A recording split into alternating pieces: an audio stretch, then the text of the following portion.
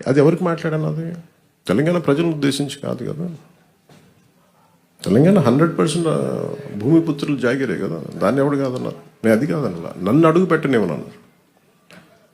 తెలంగాణ భారతదేశంలో అంతర్భాగం కదా. నువ్వు రాకూడదు, ఇక్కడ హాస్పిటల్ ఆపరేషన్ చేయించుకుంటూ ఒకళ్ళు మాట్లాడచ్చు, 10 మంది మాట్లాడచ్చు. కానీ గద్దర్ గారు ఎప్పుడు ఇలా మాట్లాడలేదు. మా అజయ్ కుమార్ గద్దర్ గారి శిష్యులే కదా. ఆయన ఉస్మానియాలో చదువుకున్న వ్యక్తే కదా.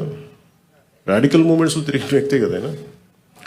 ఇది మేబీ వాళ్ళు ఏదైనా చూడకుండా ఏదైనా పొరపాటు అని ఉన్నారు. నాకు వాళ్ళు బాగా తెలుసు కదా, వాళ్ళ కుటుంబం కూడా. అది సరిగ్గా అర్థం చేసుకుని లేకుండా మాట్లాడుతుండొచ్చు, అంతకుమించి ఇంకేమన్నా. వాళ్ళంటే నాకు అందరికీ చాలా ఇష్టం. నాకు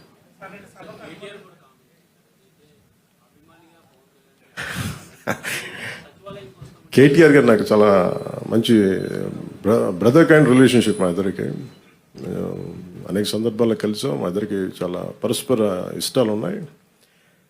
పాలసీల్లో ఒక మాట అటు ఉంటుంది ఇటు ఉంటుంది. కానీ ఆయన ఏమన్నారు నేను చూడలేదు.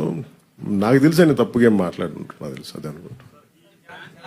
వాళ్ళు పని చేస్తారని చెప్పాను తెలంగాణ కోసం. దాని సార్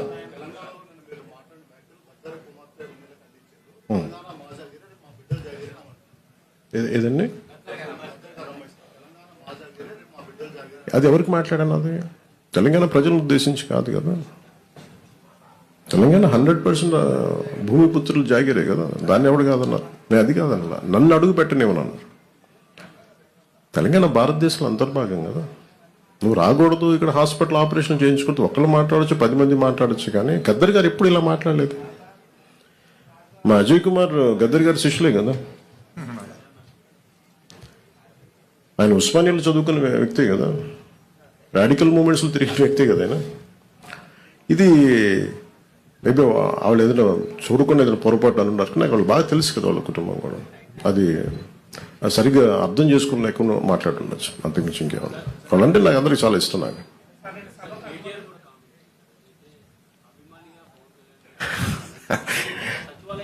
కేటీఆర్ గారు నాకు చాలా మంచి బ్రదర్ కైండ్ రిలేషన్షిప్. మా ఇద్దరికి అనేక సందర్భాల్లో కలిసాం. మా ఇద్దరికి చాలా పరస్పర ఇష్టాలు ఉన్నాయి. పాలసీల్లో ఒక మాట అటు ఉంటుంది ఇటు ఉంటుంది. కానీ ఆయన ఏమన్నారు నేను చూడలేదు. నాకు తెలిసి ఆయన తప్పుగా ఏం మాట్లాడుకుంటారు, నాకు తెలుసు. అదే అనుకుంటా.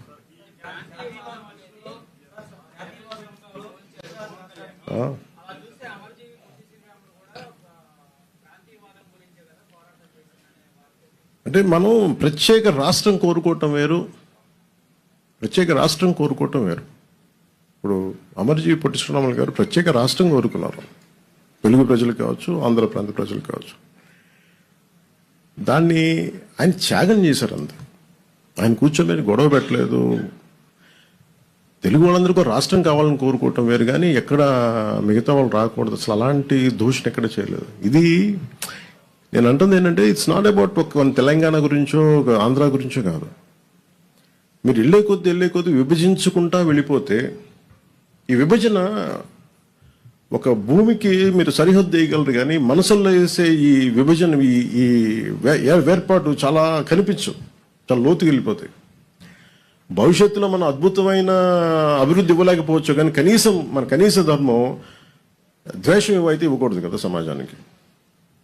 అంతకుమించి తప్ప అంటే ఆయన్ని కూడా నాకు తెలిసి ఆయన ఒక రైట్ పర్స్పెక్టివ్లో అని ఉంటారు. కానీ ఒకసారి నాకు పూర్తి నేను చెప్పింది చూస్తుంటే నాకు అలా ఉండేది కాదేమో. అది మేము ఎప్పుడన్నా కూర్చున్నప్పుడు సరదాగా మేము మాట్లాడుకుంటాం. దట్స్ నాట్ ఎట్ ఆల్ విషయం.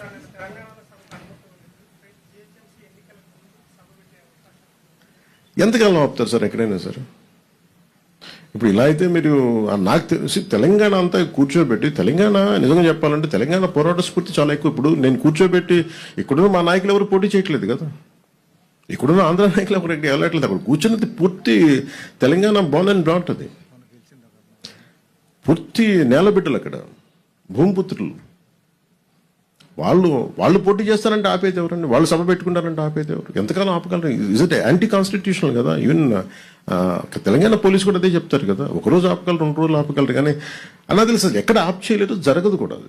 అది ఉన్న ఏదో ఒక మేబీ ఆ సందర్భం నాకు తెలిసి ఒక్కళ్ళు కూర్చొని చేసింది కాదు. ఏదో అది చిలికి గాలి వల్ల అయిందనుకుంటున్నాను. అంతకుమించి నిజంగా చెప్పాలంటే నేను అడిగారు మన ఛానల్లో కూడా, మన కొంతమంది జర్నలిస్ట్ సోదరులు కూడా అడిగారు, ఏదైనా కాన్స్పిరసీ ఉంటుంది అంటే ఏముంటుంది కాన్స్పిరసీ? ఏదో ఒకళ్ళు కూర్చోటి మాట్లాడి కాకపోతే ఇది దేనికి తక్కువ అంటుకుంటుందంటే మన దేశంలో బతకడం మన హక్కు కదా. మన హక్కుని ఇప్పుడు నేను కూర్చోబెట్టి ఈరోజు ఆర్టికల్ 370 రద్దంటే నువ్వు కూర్చోబెట్టి కాశ్మీరీ పండితులు మీరు ఇక్కడి నుంచి వెళ్ళిపోండి అంటే అవన్నీ ఎటు తిరిగినాయి, ఎటు వచ్చినాయి? అలాంటి కొద్దిమంది మాట్లాడటం దేశానికి శ్రేయస్కరం కాదు. నాకేదో జరుగుద్దని కాదు, నాకేం జరుగుద్ది? నాకు దాని గురించి అసలు ఇబ్బంది లేదు. ద్వేషం, విద్వేషాలకి ద్వేషాలకే ఒక ముగింపు పలకాలనే కదండి. విద్యార్థులు ఏం ద్వేషం ఉంటుంది, యువతలో ఏం ద్వేషం ఉంటుంది? ఇప్పుడు ఇందాక కలిసినప్పుడు వాళ్ళు కూర్చోబెట్టి ఇద్దరు భార్యాభర్తలు ఇద్దరు, ఒకళ్ళు నల్గొండ నుంచి, ఇంకొకళ్ళు ఇక్కడే మన గుంటూరు నుంచి.